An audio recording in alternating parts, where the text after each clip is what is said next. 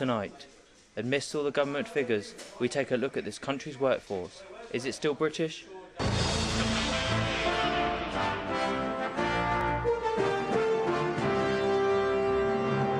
No.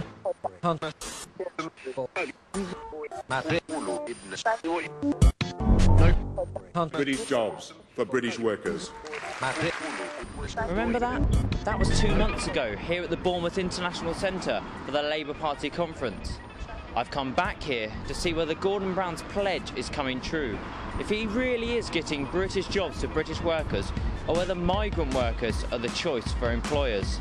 If that is the case, then I've come here to see what Gordon is doing to make sure he creates the British jobs for the British workers that he promised. I've come to see the British worker. They're just taking everybody's work. The Polish workers. That's the British people, they want, to do it. The apprentice. As long as they do their job good, that's not really a problem, is it? The MP. Enough is enough. We're a small island. And everybody else. Council I know that have taken on migrant workers are very happy. 1.5 million possible. To make sure local employers kind of investing in the future, I guess. British people, they want to do hospitality jobs. Since 2004, there has been great public unrest due to the amount of new European Union member state citizens coming to Britain.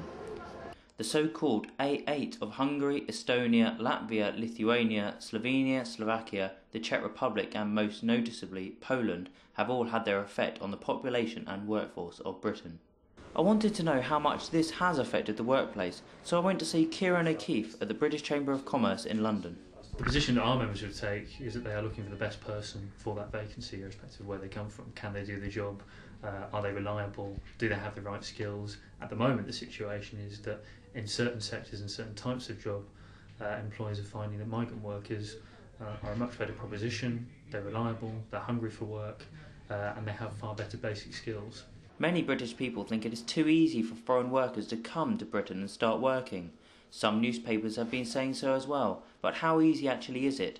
There's no paperwork whatsoever. I remember applying for permanent residency, and that was pretty straightforward.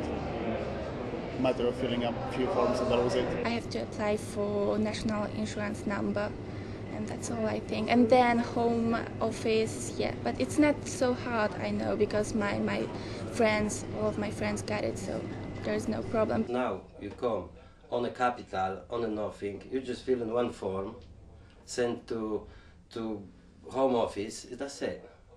But surely if there are enough jobs for European workers to take, then why is this such a contentious issue for so many in Britain?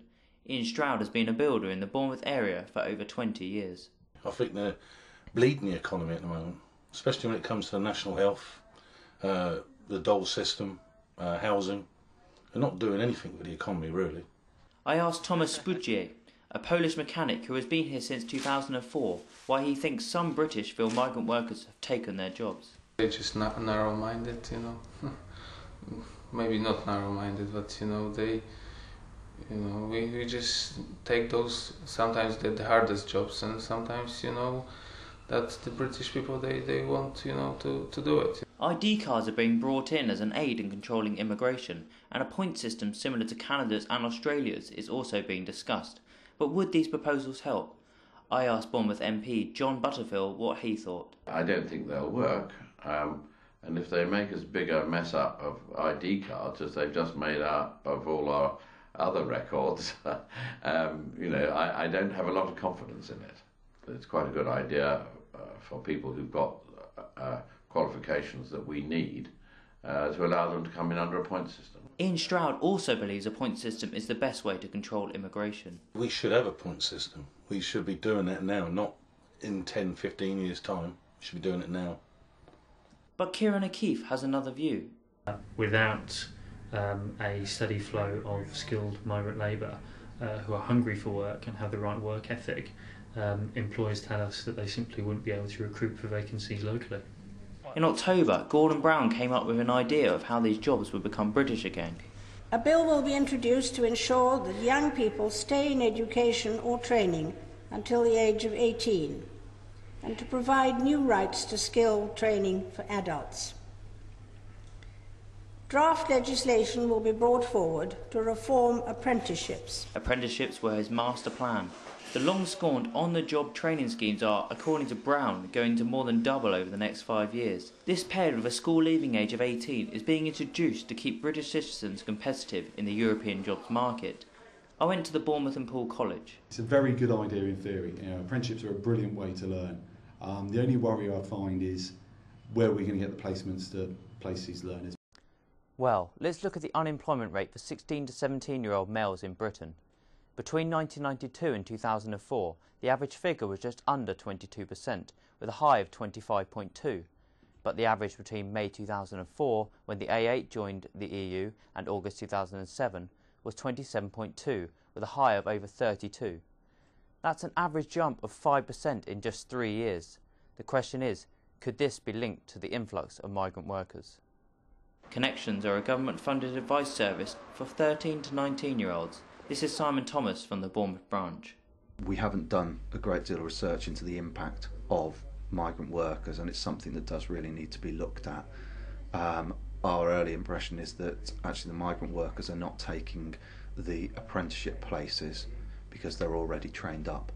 However, while I was at the college, Paul Staniford, the man in charge of finding apprentices jobs, told me off camera how a garage he had approached to take on an apprentice said they had already got a migrant mechanic instead because it was more cost effective. And Jack explains how he got skilled in Britain. 70% what I know I learned here in England from my boss, from my subcontractor. So it seems like this apprentice issue will be a bit harder to employ than Gordon Brown initially thought. Tony Smith is now a qualified plumber after completing his apprenticeship last year. He explains how hard it was to get a job. It's not the easiest thing.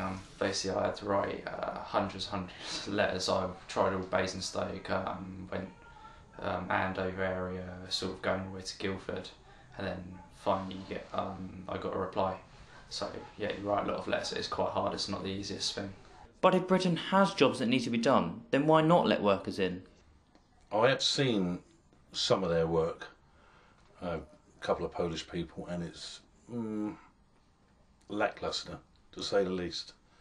But of course, the Polish workers, Thomas and Jack, completely disagree.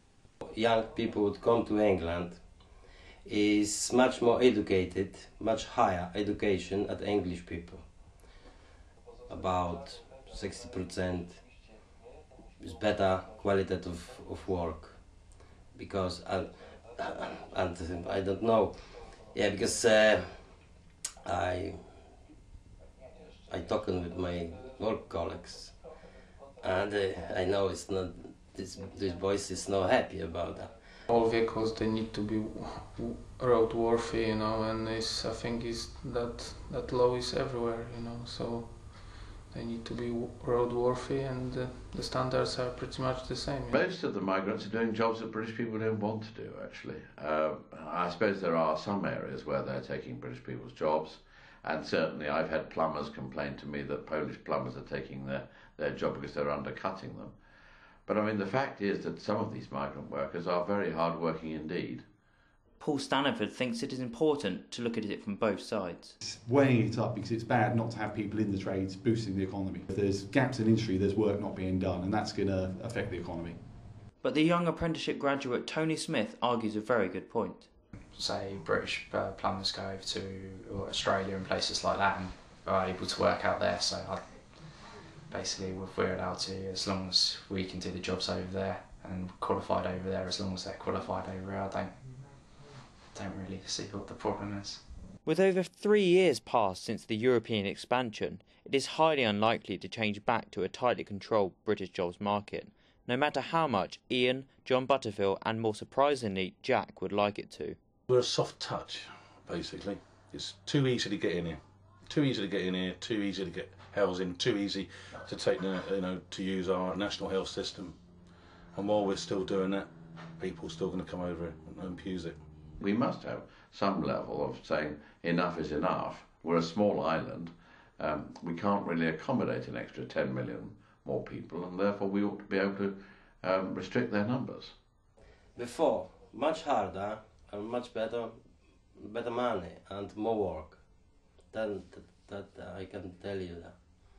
it's be better for me. I be old system. I be more happy because then I have better time. Now it's much harder for me as well, like in English people. Despite that 70-mile gap, and however much people agree or disagree, we are now linked to our European counterparts from across the sea.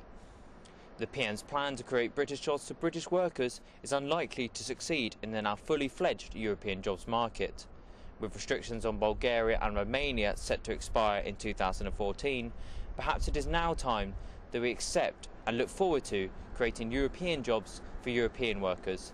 This is Myles Harrington in Bournemouth.